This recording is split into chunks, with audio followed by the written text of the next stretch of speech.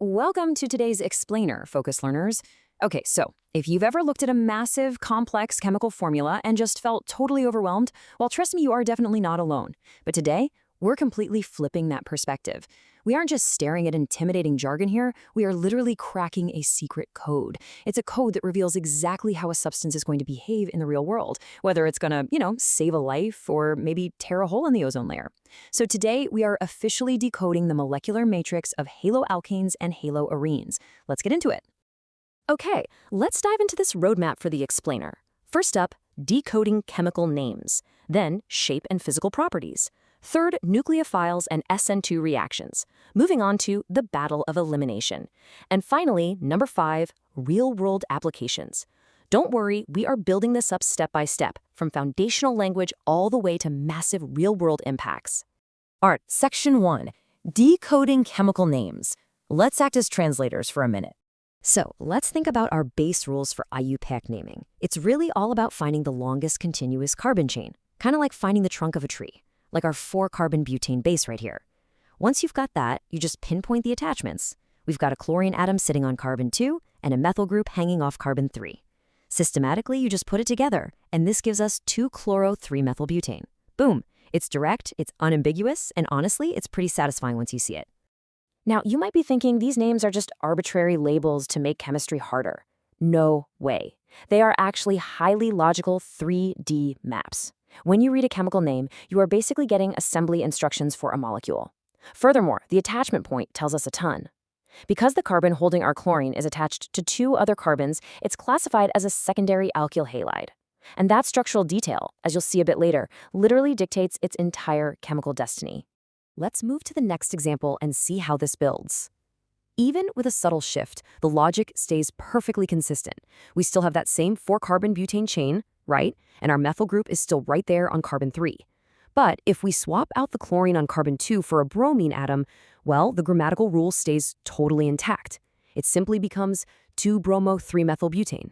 The exact same syntax, just swapping in a different molecular vocabulary word. Moving right along to section 2, shape and physical properties. Let's see how this 3D geometry behaves in the real world.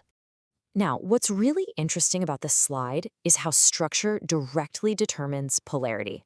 Take carbon tetrachloride, for example, CCl4. It has 4 highly electronegative chlorine atoms, and they are all aggressively pulling electrons away from the central carbon. But because the molecule is perfectly symmetrical, those poles actually cancel each other out entirely in 3D vector math. The result? A dipole moment of absolutely zero. But contrast that with dichloromethane. The resulting dipole moments of its 2 CCl bonds are actually strengthened by the geometry of its 2 CH bonds. That reinforcement gives it a much higher dipole moment of 1.60. It's just pure beautiful spatial mathematics. And you know what? This spatial reasoning extends straight into solid states too. Consider isomers. These are molecules with the exact same chemical formula but totally different physical arrangements. Take p-dichlorobenzene. It has its chlorine atoms on perfectly opposite ends of the benzene ring. Because it is so highly symmetrical, these molecules pack together incredibly tightly in a crystal lattice. Think of it like perfectly stacked bricks. Because they fit so well together, it takes significantly more heat energy to break them apart. And that is exactly why p-dichlorobenzene has a noticeably higher melting point and lower solubility than its less symmetrical, kind of clunkier isomers. All right, on to section 3, nucleophiles and SN2 reactions. Time for some microscopic battles. So before a reaction even begins, we have to know the attackers.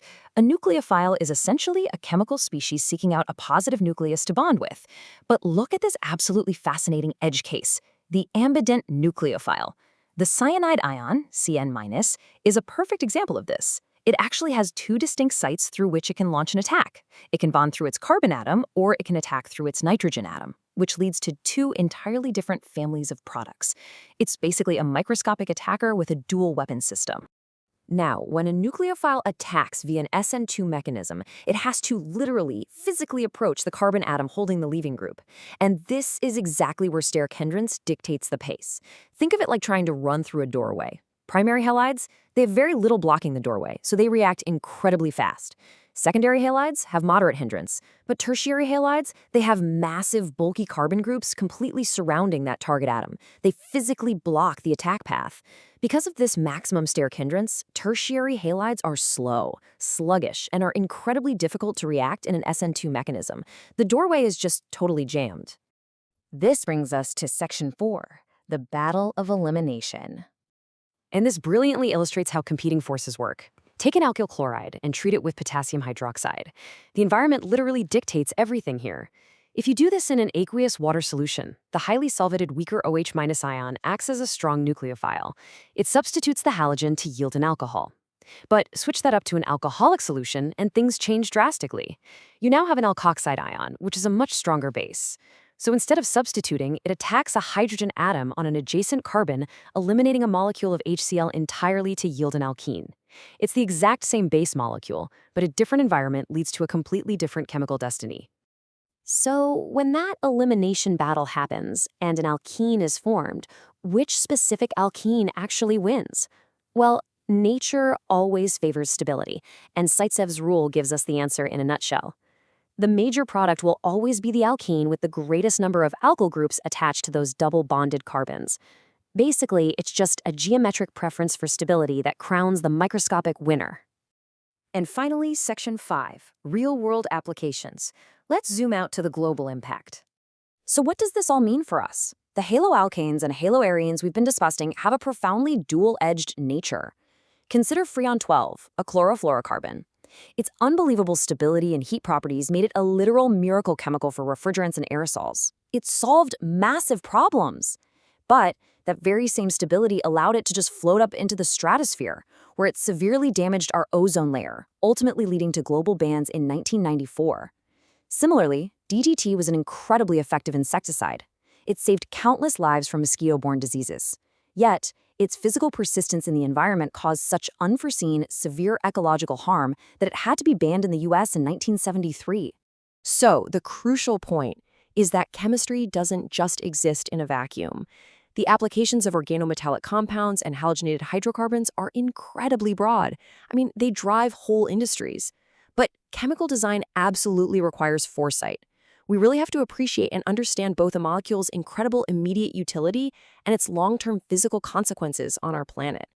Which brings us to the end of our explainer, and I want to leave you with a final provocative thought. As you reflect on everything we've covered today, from dipole moments all the way to Zaitsev's rule, ask yourself, does the very stability that makes these chemical structures so remarkably useful to humanity also guarantee they become our most persistent environmental hazards? It really is a delicate molecular balance.